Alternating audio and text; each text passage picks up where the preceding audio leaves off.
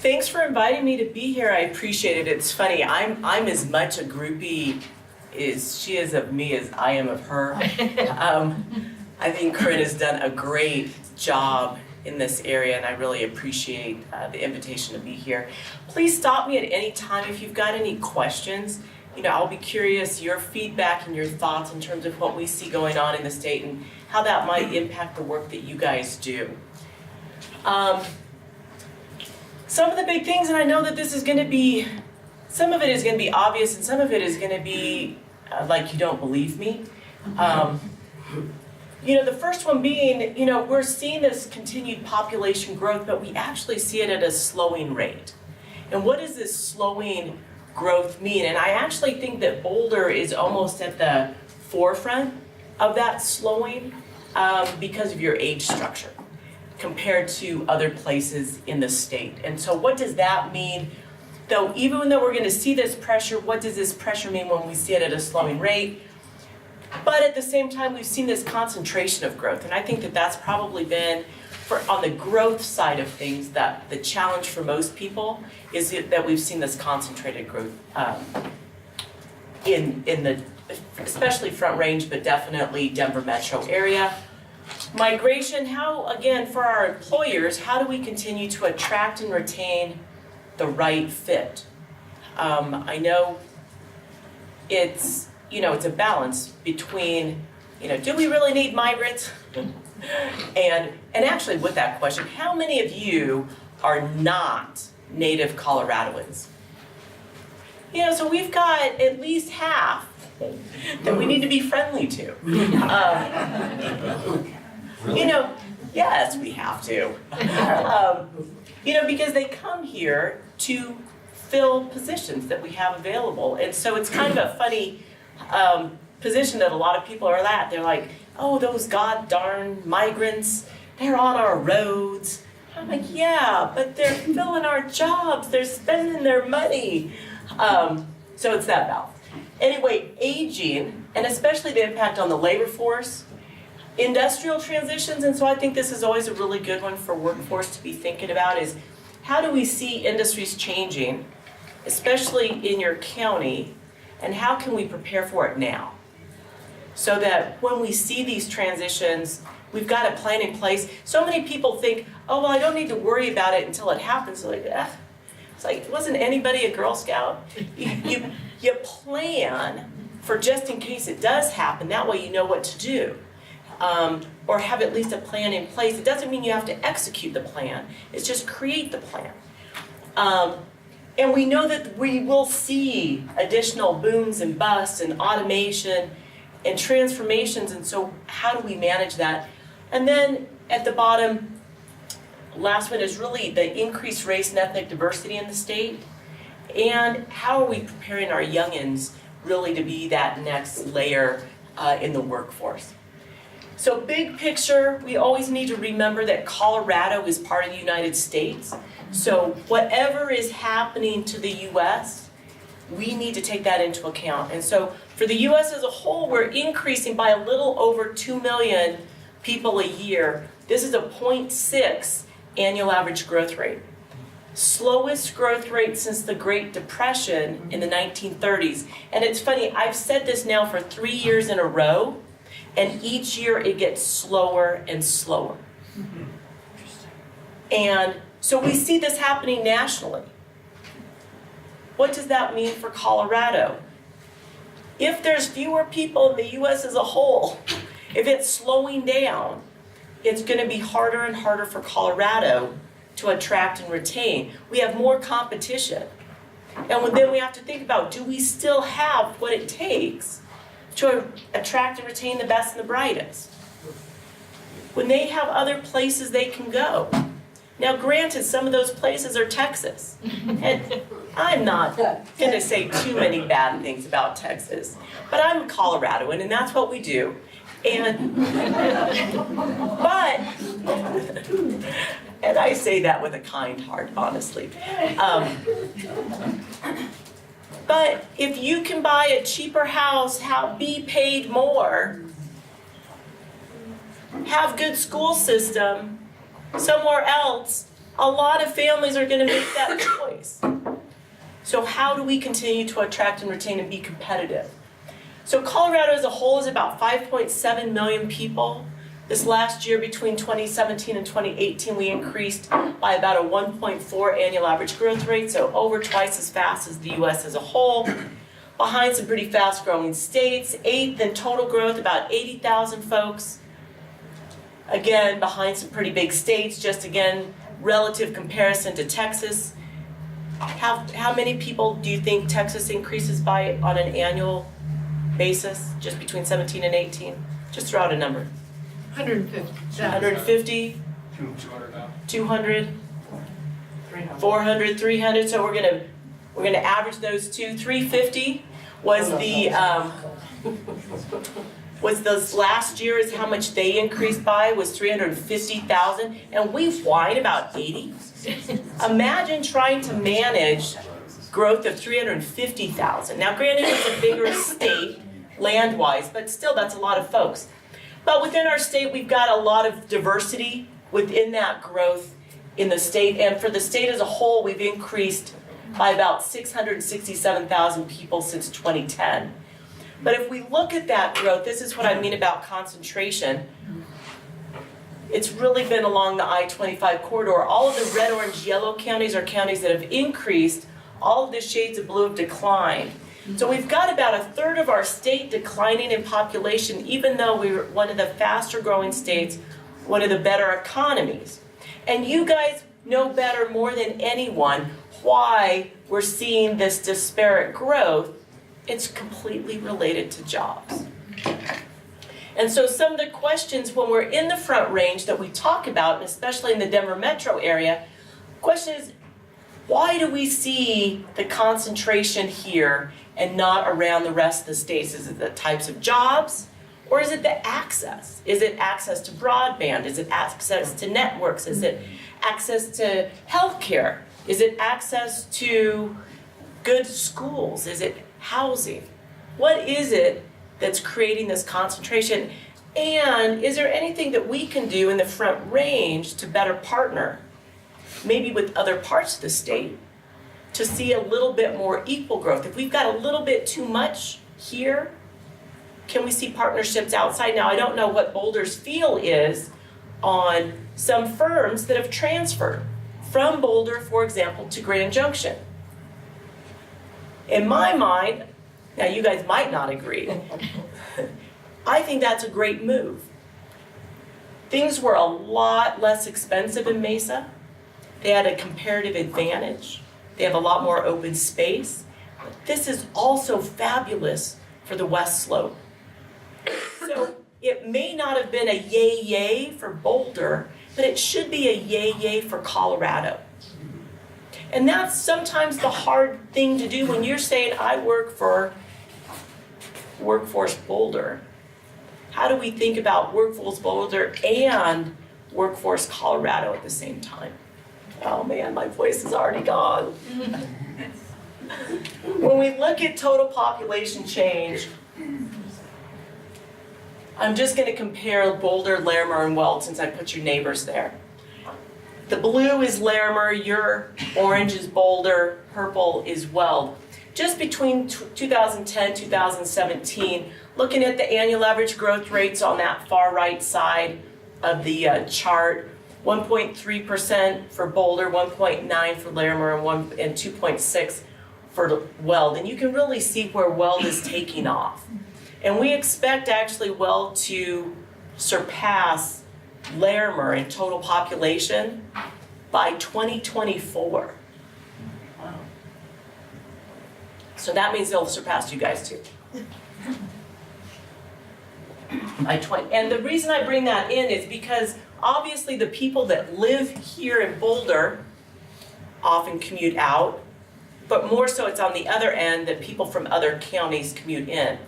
So this relationship with Weld is actually going to be really important to study, because making sure that those transportation corridors, making sure that those access networks are there so that your firms in Boulder can actually get those employees from outside of the county in, because that's what's going to happen, is there's going to be and it's been that way, that there's going to be an import of workers for the jobs typically in Boulder. I mean, we like to see them filled by the people that live and work in Boulder, but that's not always going to be the case. So understanding those networks is really important. When we look at total population change, there's two components. One component is called births minus deaths, which is called natural increase. It's this blue piece.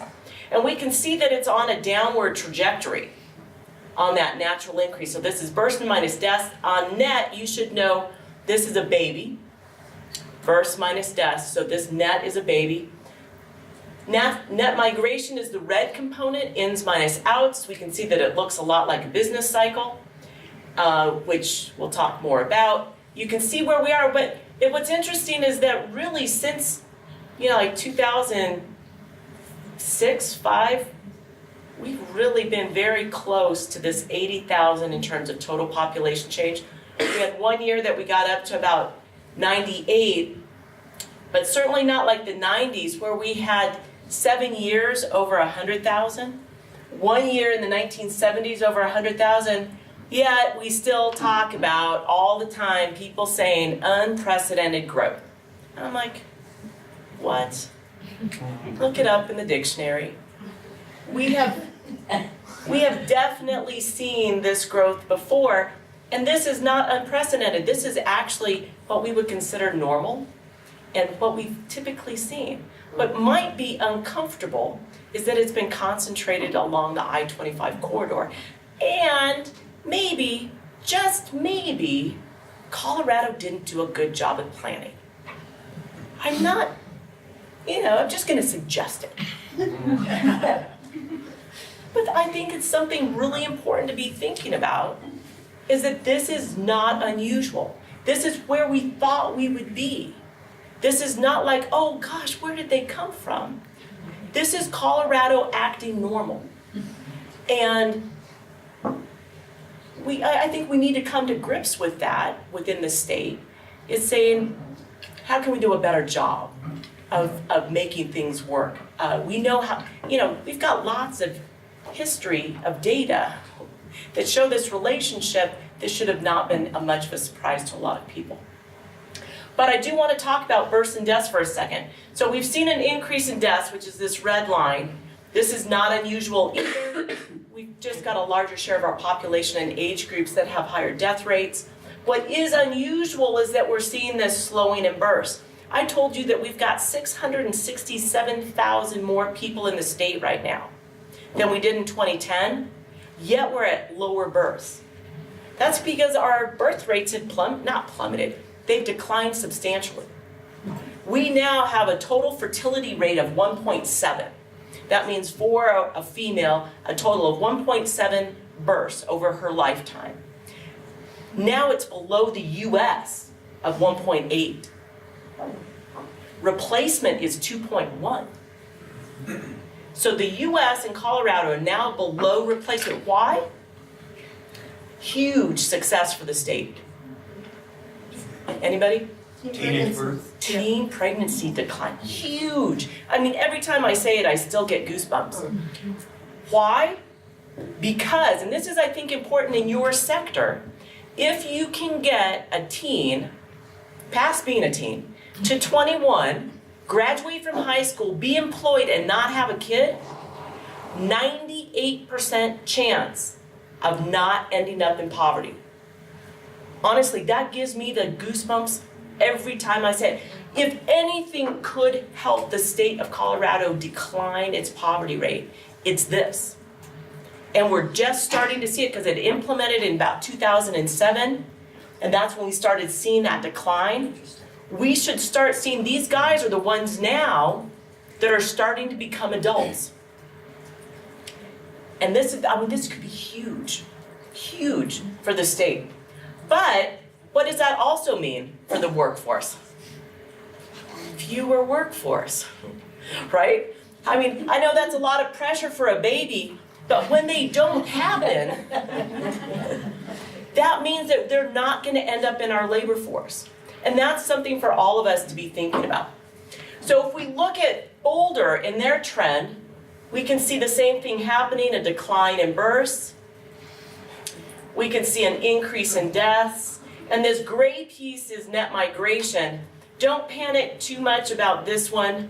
This was Broomfield. So it took you didn't have like this mass exodus in one. It's just that Broomfield cut part of you out and became its own city and county. I mean, it was always here. It just got allocated to a different, being. When we look at migration, that component to the state, who do we typically attract? We attract youngins. We don't attract a lot of people over the age of 65, but it really starts diminishing in terms of migration really around this kind of 37 to 40. Very little movement around that time frame and not a lot of movement 65 plus, slightly positive, but not like in Arizona or Florida. So this growth in the 65 plus population that we're going to talk a little bit about is not due to migration. It is just us. When we look at Larimer, Weld, and Boulder, I just wanted some comparisons again. Boulder is again in the gray, definitely highlighted very much like Larimer, where you attract those young adults, primarily college-age students. So that we know that. But then they all leave. And if you look at Boulder, they completely leave. Not until a little bit of slightly positive movement at kind of 80. Not likely part of the workforce. Let's go. But that's really important because on net, that means it's really, really difficult for Boulder to attract people. I mean, I know a lot of you are going to say, I know a lot of people that have moved into the county, but then a lot of people have already left the county as well. But in net terms, but what we can see is that Larimer gets a little bit more, well, definitely a ton. And that is because, again, it's a little bit more affordable. It's definitely easier if you want a bigger house, something with kids. There's movement in there. They've had a comparative advantage. When you look at home price versus wage, they have been like the golden goose really for the last 5 years. The recession killed them. They had, I won't say overbuilt, but close to overbuilt on housing. I don't know if you remember, but a lot of housing units went into foreclosure in Weld. So you could get a better product at a lower price. In Weld, and people are smart. What do? They do that. And they pay the price by the commute, the evil commute. But it's not unusual. This is very, very typical for people to do. Again, it's always important to remember, why do people move to the state? I can't tell you how many times people say, oh, curse those people. And I'm like, all right, so you don't like people. I'm a demographer. I won't take it too personally. I'm like, but what do you think about jobs? And they're like, I love jobs. I'm like, all right, go with me. A job is a person. A housing unit is a place where a job sleeps at night. We've got to have this balance between jobs and people, and or have a clear understanding what we mean by commuting and that commuting relationship. There are plenty of places that are, they just have the housing units. And there's other places that just have the jobs, and that's fine as long as there's a good understanding and a transportation corridor and a transportation plan. So this is what I mean in terms of this relationship to jobs. If we look at the same map, now in terms of jobs, all of the red, orange, yellow counties are counties that have returned to pre-recession peak levels of employment. All of the shades of blue are counties that have not. And it looks very similar to population growth chart or map, where we see a lot in the southeast, we see it on the west slope. Even though Mesa's now finally had 3 years of positive job growth, they're still at about 93% of pre-recession peak levels of employment. So it's one of these we have cheering sections in our office, and so every time Mesa gains a job, we're like, yes! Because what are you looking for? And it's nothing anti-Boulder at all. We're looking for an anchor on the west slope. You need a core, and you guys are part of this, you understand this.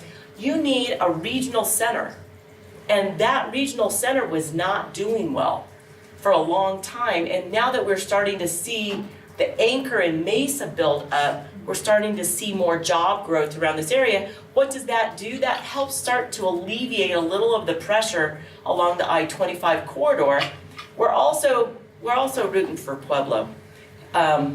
We don't have an anchor in the south, and so we're really hoping that things improve there to help anchor kind of the southeast part of the state as well. What do you mean by anchor? So every area kind of needs a regional center where a lot of the business activity is happening that then you can connect to. You might not have to live and work in Mesa, but if Mesa's doing really well, then the likelihood that Montrose or Delta are going to be doing better is there because you've got a core. Same idea for Pueblo, is that we need that core down in that southeast part of the state to be a regional hub. So you guys are obviously part of the Denver metro area. You've got a strong regional core. And Boulder's a little bit different in terms of, let's say Denver were to go downhill. It might also affect Boulder, but you've got a little bit separate concentration than Denver core. But if Denver core goes down, it will take Adams, Arapahoe, Douglas, Jefferson down with it. And so that's what I mean in terms of a regional core, that connective component. Boulder is definitely part of that, but you've got a little bit separate base. In terms of looking at return to pre-recession peak levels, everybody in this region has returned, Weld being the kind of key return in this area. And I'll tell you, they've done a great job, even with that downturn in oil and gas in 16, they've been able to diversify enough to where it didn't take them down, which, let me tell you, that was huge, because in most places that would have taken a community out, would have been that downturn, but they've diversified. We can see that. We can see where Larimer's going, the state as well as Boulder. Boulder and the state about at the same level in terms of returned annual average growth rate since 2008, so that pre-recession peak level. In Colorado as a whole, I'm just going to bring this up but focus more on Boulder. Health Services is now our #1 employer for the state as a whole, which is huge. This is a big change for about the past 5-6 years. It used to be always retail trade. And that's not unusual for retail trade to be the #1 employer. It's a result of people being here. But we can see health services #1, retail trade #2, professional and tech services #3, accommodations, food 4, and local government #5. I color-coded them by wages. So purple being mid-wage, red being low wage, and green being high wage, just to give an idea of where the different wages are by the different numbers, and then aggregate them down here to about 36% of total jobs in the state are low wage, about 35% mid-wage, and about 28% high wage. And this is based on the average annual wage for the state as a whole. So if it is below 80% of the average wage, it's low wage. If it's 80 to 120, mid-wage. If it's above 120%, then it's high wage. What's interesting is that if we look then at the changes since pre-recession peak levels of employment, again, we can see totally driven by health services, Profession tech services, number 2, accommodations, food service, number 3, state government and transportation warehousing building up that top 5. But we can see that 42% of the job growth has been in mid-wage, about 37% in low wage, and only 19% in high wage. But then the question is that the same balance that we've done our housing unit growth? Right? And that's where I think workforce definitely fills an important policy component, is understanding and providing information to leaders in the state of what are the job growth areas, what are those wages, and where should we be focusing maybe more housing attention.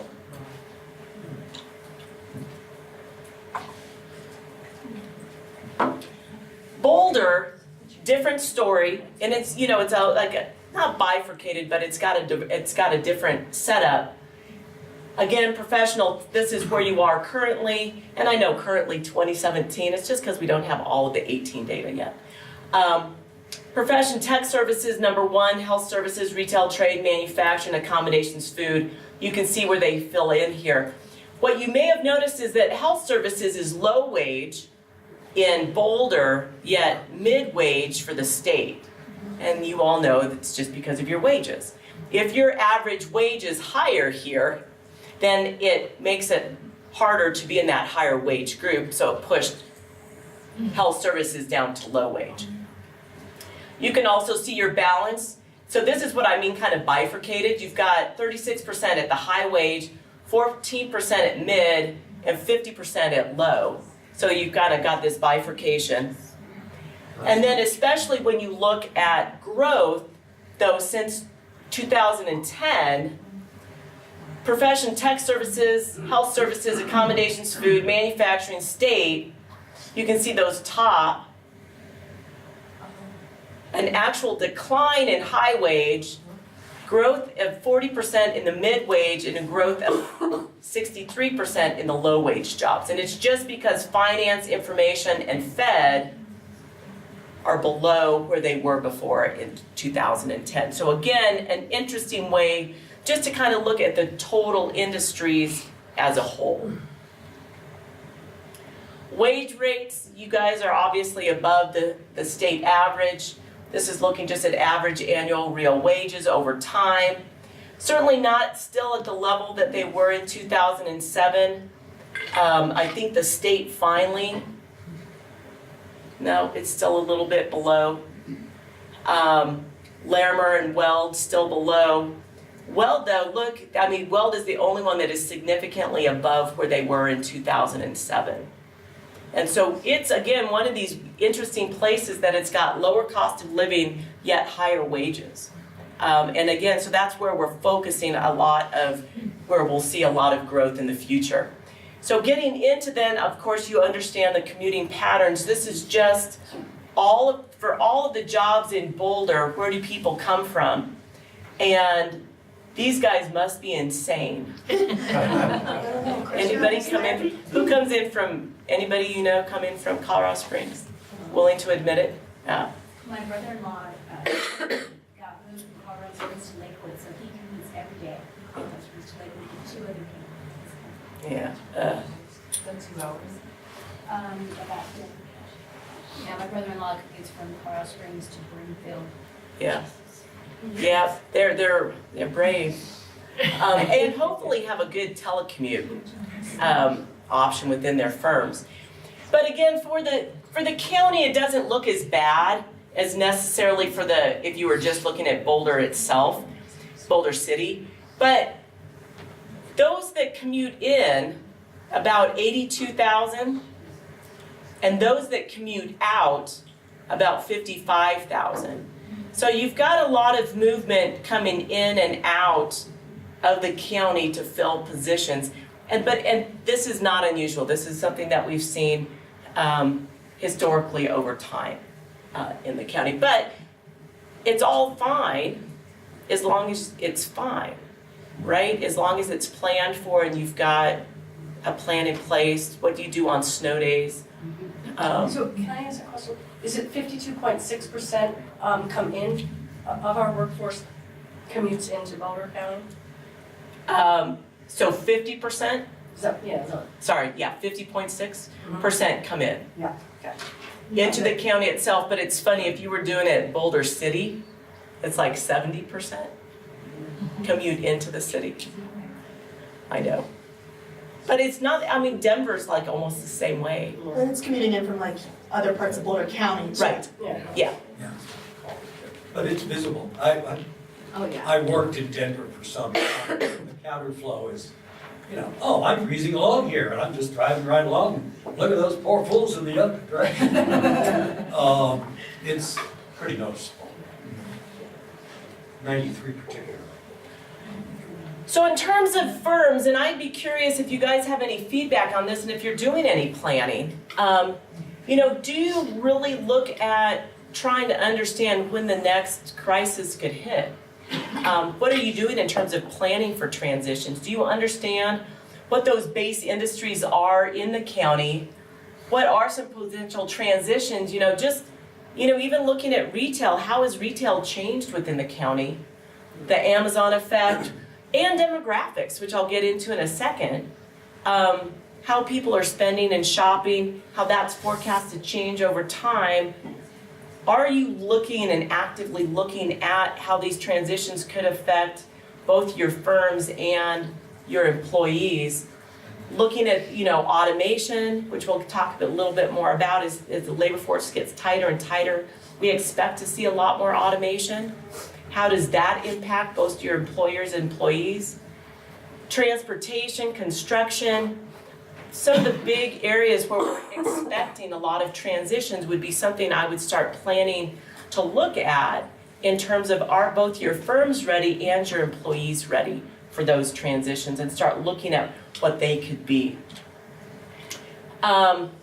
So age really matters, right? Everything changes by age. Where you spend your money, how you interact in the labor force, what kinds of services that you need, where you want to live, how much money you make, all changes by age, right? Certainly what you did as a 20-year-old is hopefully different now than as a 40-year-old or 50-year-old or 60-year-old. Where you spend your money, what kind of housing you want. And if we remember that our economy is 70% dependent on consumer activity. So knowing your population is knowing at least 70% of the activities in your area. And so really in Boulder is really understanding the labor force available and types of jobs created. So if we look at Colorado as a whole in our age distribution, this is what we look like, single year of age, broken down by generation. The black line is at 65. Our median age is 37.4 for the state as a whole. We've got our baby boomers, our Gen X, millennials, and our next generation. And you can see this downward slope where there are certainly, even if you look at 10-year-olds compared to 0-year-olds, 20-year-olds versus 0-year-olds, this definite downward slope. This is Boulder. Now, Boulder's median age is 38. Older than the state. Older than the state. And you have a university. Take these dudes out. Look at this slope. Look at your babies compared to your baby boomers. So I always find this very interesting that a college town would have a higher median age than the state as a whole. And then we've got Larimer and Weld. So Larimer at 37. So even though Larimer's got a college town, it's younger, and Weld's certainly younger. Do they count our college students who are permanent residents in our median age? Yeah. So when you say permanent residents, most of the college students, so you're counted by where do you live most of the time. Most students live there most of the time if they're going to school most of the time. But we know that there's some students that don't. go to school most of the time. They're enrolled. But technically, they're counted there. So I think this is something really important to look at. And I'm so sorry about my voice. I'm sounding very, very sexy, I know. So we're aging really fast because we're young. What kinds of folks do we attract to the state? Youngins. When did we start getting our first group of youngins? In the 70s. How long does it take a youngin to get older? 30 to 40 years. 1 year. 30 to 40 years. So our first group that came in the 70s are now aging into that 65 plus. So it's interesting that we are the 6th youngest state, yet the 3rd fastest aging. So we've got, and it's simply because we don't have a lot of older people. We've got a lot of middle, not a lot of older people. Just between 2015 and 2030, so just in a 15-year time frame, increasing from about 711,000 to 1.2 million. As I mentioned, we don't have a lot of increase from migration in the 65 plus. 95% of this increase is due to us celebrating birthdays in that 65 plus growth. Huge impact on occupational mix. Is there any wonder that health services has been the #1 job growth area? We started predicting this 15 years ago, that our #1 growth area would be in health services because of where people over the age of 65 spend their dollars. Where do people over the age of 65 spend their dollars? Healthcare and eating out. Right? I know it's a horrible, maybe, to say that, but that is where, when we look at consumers, and there's science behind it, I'm not just making it up. There's a consumer expenditure patterns that you can see where people over the age of 65 spend their dollars. And those are the industries that grew. Healthcare and eating out. My mom should own stock at Panera's.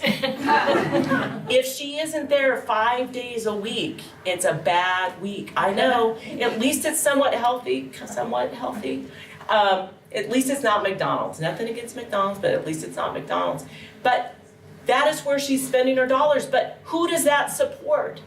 It supports a Panera's worker and a hip replacement doctor, right? Why are we seeing this bifurcation? Because that's where we're spending our money. So it impacts our economic drivers, the wages, and remember that this age group is still growing at 5% per year. So if we're expecting more job growth in this area, we should, and we're not really even old yet. We're at the young old. We're aging into just the 65. Wait until we age into the 80. And then we'll see a lot of, maybe not eating out as much, but a lot more in the medical care service area. Huge impact on labor force. Also an impact on housing, income, health, disabilities, transportation, public finance. It's really interesting with housing. A lot of people are talking about, gosh, the housing market is just kind of stuck. People aren't selling. And I'm like, why? Because the fastest growth of our population is in age groups that don't sell. People have different sell rates of their housing units or move rates by age. The lowest, slowest moving age is 65 to 74. And that's our fastest growing age group right now. When do people move a lot? In their 20s. And then over 75. So it's really interesting where we have this kind of stuck housing, but it's because that's what we do. We don't move when we're older because we're pretty happy where we are. If we look at growth by age, forecast for Colorado, just 18 to 20, during this time frame from 2018 to 2025, all ages forecast to increase by about 10%, 0 to 17, only 2%. 16 to 24, 9%. 25 to 54, 12%. 55 to 64, a decline. That's because we've got the Gen X aging into that group that's a smaller generation. 65 to 74 increasing by 23%, and the 85 plus increasing by 22%. So a lot of growth at the older end, very little growth at the young end. Boulder? Oh. So you're actually this will be the second decade in a row where we'll see an absolute decline in your under 18 population.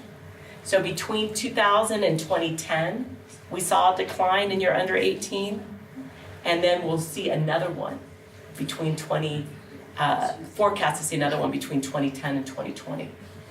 And obviously, why do you have this decline in the under 18? Because nobody can afford, that's a parent, to buy a house in Boulder. That young adult can't get here to buy the housing unit. Low growth on the all age groups, a decline as well in the 55 to 64, but significant growth even faster than the state in the 65 plus and the 85 plus. So what does that really mean for your labor force? You've got, again, slow growth everywhere.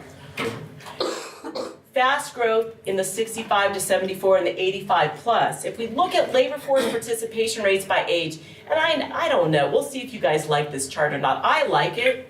It's very colorful. But what I want you to see is, so these are labor force participation rates by different age groups. We can see for the youngins, the 16 to 19-year-olds, there's a slowdown in labor force participation rates, right? And a lot of that is not bad. It's because they're going to school. But we also can think about that this is a potential opportunity, the youngins. These are our typically highest labor force participation rates, but that's where you've got your slowest growth. 65 plus, starting to see a massive increase, massive. I'm sorry, it's not massive, it's a 10 point. So from 15% to about 25%. That's pretty big. That's the largest increase that we have. I mean, we've seen an increase as well in this 55 to 64. But between the 55 and 64 and the 65 plus, we're at 75 versus 25. Where are you seeing your growth? So there's definitely a potential for labor shortages here, as well as in the state. We're already seeing it in the North Front Range. If we're looking at the growth in our total population versus our labor force, there was about a 2 million gap back in, like, let's say 2010 between our total labor force and our total population, because not everybody works. We've got kids and aging. But because of our aging, that gap is going to be about 4 million. So all of these people are still going to be living here but not participating in the labor force. So what do? How do we create enough workers? Where are there opportunities? Certainly, where do we see the most growth? 65 plus. Where do we have a lot of opportunity? 65 plus. How do we keep 65 plus in the labor force? And how do we get the youngins into the labor force? And it doesn't need to be full-time, it could be part-time. I mean, I don't know, I was a child of the 70s and 80s. All of us worked. I mean, I started working when I was 14, didn't stop until I had my first kid. How many kids are actually working and going to school and doing it? Are there opportunities where we can create more work opportunities that aren't full-time for youngins? This is another way to think about it in terms of levers and entrance to the labor force. right now, this is a little deceiving. This is looking from 2015 to 2020. We had a lot of, green is the entrance. We had a lot of entrance because people were unemployed and then they came back into the labor force. And this is a change. So it's a percent change from that previous time frame. So this period is a little odd just because it's the recovery from the recession. But between this time frame, 2020 to 2025, just because of our age dynamics, we have a huge growth in the leavers from the labor force and very few entrants to the labor force. So we're gonna feel this squish on the total population available. So why are we feeling things so tight?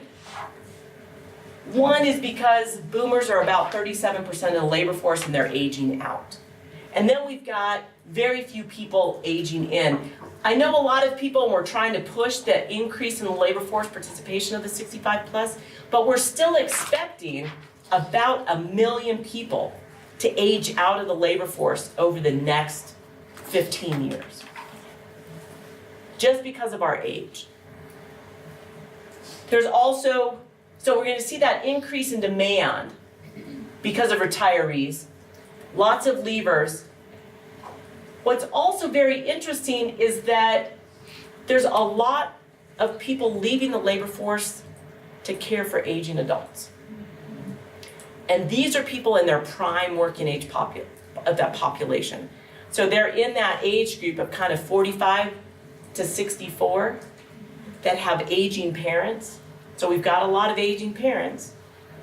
Who's gonna help take care of them? How many people are now starting to leave the labor force to care for aging parents? Are there things that we can look at policy-wise or within firms to help address folks that need a little bit more flexible time to help care for aging parents?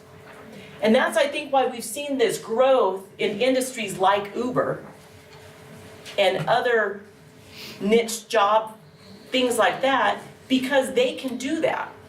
They can care for an aging parent, take them to doctor's appointments, and work at the same time. What other firms can we see similar opportunities at? And it's horrible. I'm so mean to Uber drivers. I interviewed them the entire time. Hi, where are you from? How long have you been here? How long have you been doing Uber? What do you think of them as a firm? Why did you choose this? And it's amazing what you find out from the Uber drivers in terms of why they're doing it. A lot of them are older adults. A lot of them are caring for family members. I can't tell you how many single fathers I've had that are caring for children. And this was the only thing that would work so that they could take their kids to school in the morning and pick them up at night. It was really interesting. But so if, I don't know, does anybody Uber besides me? Everybody. Does everybody Uber? Interview your Uber drivers. Seriously. To find out why they do it. Because I'm always curious why people choose a career path or an option. Sometimes it's just to augment their salaries. But a lot of it is for this flexibility. And I can't, it's also, it's an interesting understanding to see where we might be moving to in the future.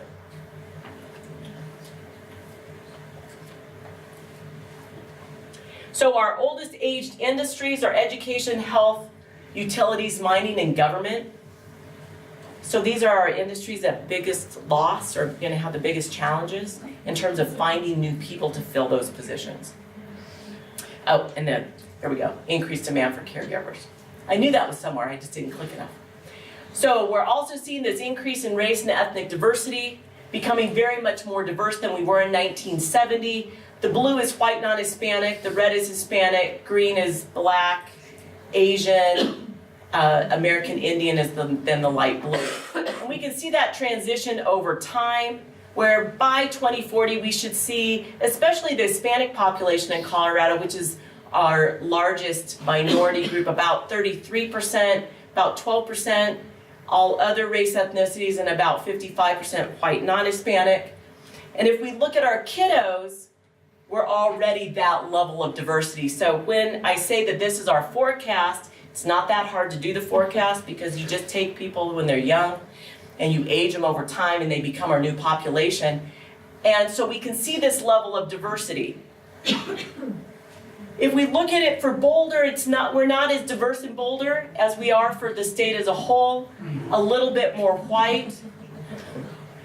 Why are you guys laughing? It's a little surprising. We're just a little bit more white. More Asian in Boulder than the state as a whole, less Black. But you can see that level of diversity, but it's also increasing over time. But the biggest point is our new labor force is going, and this is just the residents. So this is not the workers, this is the residents by diversity within the county. The biggest piece is that the fastest growth for our labor force as a whole for the state, about 65% of the growth in that working age population is Hispanic. And so that means when your firms are looking to try and find people to fill the positions, there's going to be a lot more diversity in that group. And the challenge with that is that we still have a pretty significant disparity in educational attainment between Hispanic and, for example, white non-Hispanic. This is just a chart looking at educational attainment, so looking at associate's degree or higher for just the 25 to 34-year-olds, so it's the same age group over time. Every group, every race, ethnicity increasing in that attainment over time, but still about a 35-point difference. And that's going to be a challenge. So again, hopefully you're visualizing this is that we've got a lot of entrants to the labor force that are more diverse, but their achievement is lower. We've got a lot of people leaving the labor force. We don't actually have a ton of people coming in to fill. So we could see this squeeze to where we don't have enough people to fill positions. And if you talk to people in this North Front Range, and I don't know what it's like in Boulder, it might be the same here, that it's harder and harder to find people to fill positions. If you go even to Eagle County, 8 of every 10 positions are going unfilled because they can't find people to fill those positions. Now, granted, they're probably low wage, high cost of living area, so it's really hard to attract people. It's only going to get worse. Why? Because we stopped having babies in 2007. I know you're thinking, but next year I should be fine. Yeah, next year you might be fine. But come 5 years from now, when those folks that didn't get born aren't entering the labor force, and this happened across the US, how are we going to fill some of these positions? I also thought I'd throw this one in, and this might be totally contrary to what you guys like to talk about. This is looking at median weekly earnings by educational level, and this shows the disparity between less than high school is green, some college and associate is purple, and blue is bachelor's. I know a lot of workforce, and so I'm sorry if I'm contrary to what you guys talk about, are pushing, oh, you don't have to do a bachelor's.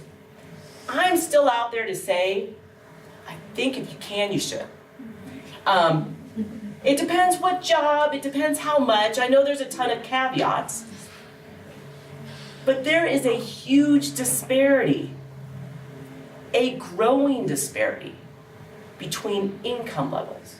And so I just think that we should be very balanced in our approach to education. And we still have 2/3 of our population for the US as a whole doesn't do a bachelor's. We can still push it for some people, I think, that that's the career area that they want to go. Because when we don't, we're definitely pushing them into an income gap that's hard to manage, I think. So what are we forecasting? Again, we definitely look to workforce and the labor force as the primary driver between our job forecast and our population forecast. We take our current population, we age them through time, we apply birth rates and death rates to create our future workforce.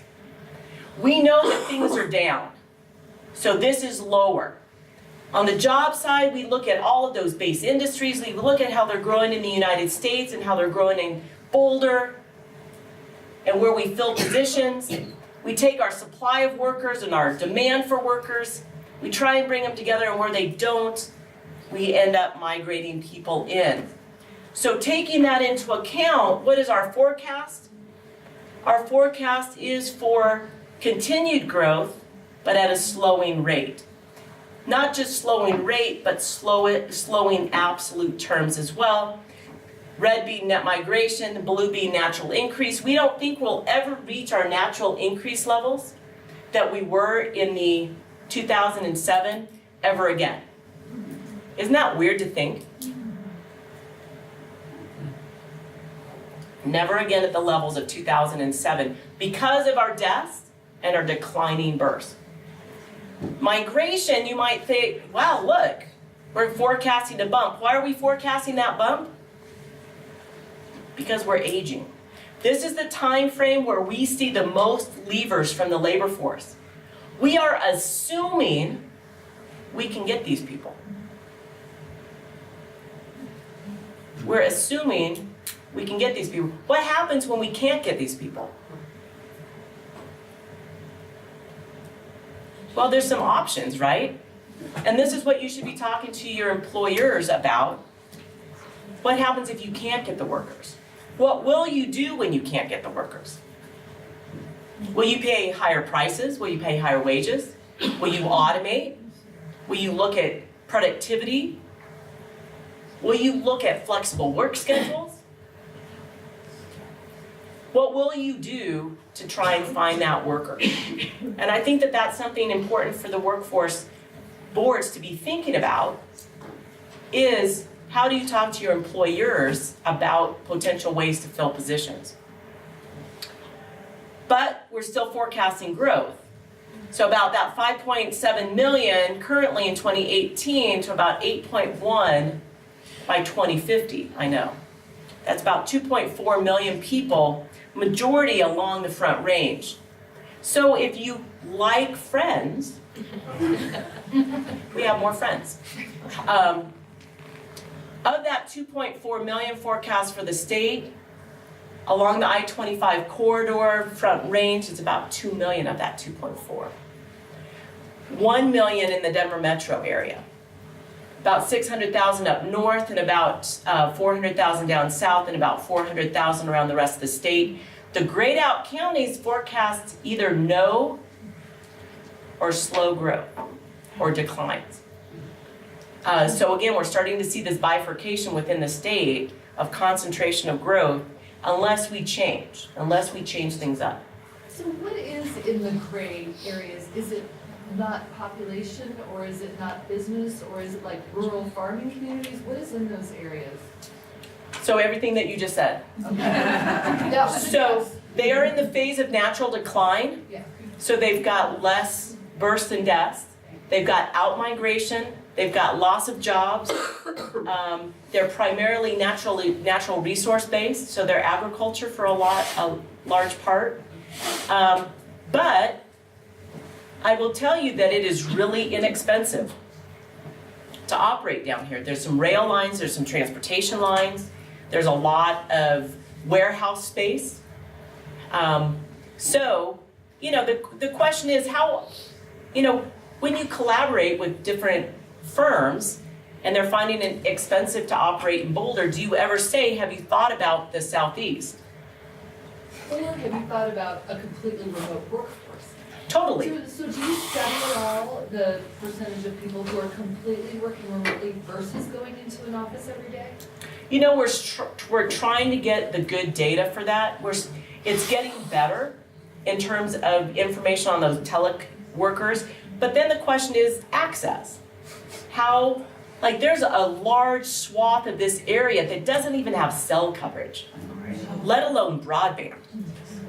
So what are we doing as a state to increase those efforts to where could it be very beneficial to have your workforce out here not having to commute, but it's still the same challenges. They need daycare, they need affordable housing, they need connectivity. And you think it's a challenge in Boulder, yes it is, but it's also a challenge in Lamar. You know, like childcare is gosh darn it, it is one of the biggest issues across the state, affordable daycare. And then it's not just for little guys, it's for, you know, aging parents, finding daycare solutions for them as well. So it's, you know, we need to look at challenges that hit the entire workforce to make it easier for people to work, so that we can actually continue to be productive. Or we're gonna have some serious challenges. So for Boulder, forecast is to increase, and I know you guys might freak out, still an increase of about 100,000 people. I know, and some of you are saying, where? So we do talk to people. We don't just randomly make this up. We do talk to your planners, and there is space. Plus, one of the things that's really interesting with Boulder is that your household size is really small. Why? Because you've got an aging population. We assume over time folks will start aging out, and that then people might be able to start aging in. That house of 1 or 2 could then become a house of 4, depending on affordability. Again, I can make fun of my own mom. She is still in the house that I grew up in. It is a 3,500 square foot home, complete waste of housing resource, right? It is a place that you should be housing 5 people, it is housing 1. And there's a lot of people like that in the state. Now granted, mine is in Denver, there's a lot of Boulderites that are the same way. And so there is capacity, even with your own housing, to house more people. But you're not gonna be the lion's share of the growth, obviously. Definitely Adams being a big piece. I didn't throw Weld in here, but they're up at that about 340,000 as well. The other big one really is gonna be Arapahoe, followed then kind of by Denver and Douglas a little bit. But Jefferson even lower than you guys in terms of growth, because they're, again, buildable space and stuff like that. Maybe. But the average was what, 87 in the first slide in terms of our growth? There was some, in terms of Boulder. Of where you grew the, Yeah. All right, I'll look at Yeah. it. maybe that's our forecast. We're not competitive like we used to be. We were really competitive in the 90s because we had the 80s. The 80s were awful. We lost a lot of jobs, housing prices were really low. Bonus, Colorado is where everybody moved to because it was less expensive to operate. So we had the 90s, and then we've been really fairly slow growth since then. Not slow growth, but average. But now we've got the 5th highest median home price, up another point from last year. We were 6th, now we're 5th, behind. So number 1, it's horrible. I left off Hawaii, as on the map, it's not there. Hawaii's number 1. Then we've got DC is number 2, 3rd is California, 4th is Boston or Massachusetts, and then 5th is Denver. So we have to compete against these lower cost places for the best and the brightest. If we even then look within the state, we understand why a lot of our forecast growth is in the Larimer, or in Weld and Adams, lower cost. We'll probably continue to see some growth up the I-76 corridor, as well as the I-70 corridor going east, because those are the lower cost places to operate. Hopefully Pueblo will come back, because that would be good as well. Lots of risks to this forecast. This could be high, this could be low. It's our best guess in terms of where we think we've modeled it, where we think, we call it maximum likelihood of where things are gonna end up. You can see what some of our different risks are. I think the national growth and national immigration policy could be the number 1 risk area of uncertainty. I don't mean risk as in bad, I mean risk as in uncertainty. We could continue to be an anti-immigrant country, and we will actually see growth rates fall even faster.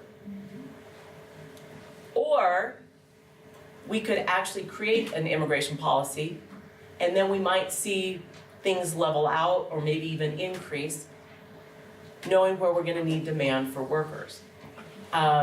that since we don't know where that's gonna be, we don't know if this is too high or too low for our international immigration estimates. Water is certainly a challenge, although this year was nice, in terms of, at least we got some snow this year. We've got some other challenges within the state, as I mentioned, like I think my first or second comment was that maybe Colorado just has not been doing a pretty good job of planning. And we still aren't necessarily doing a pretty good job of planning. So our state budget and our policies, our infrastructure and transportation are making it more and more difficult for employers to be here.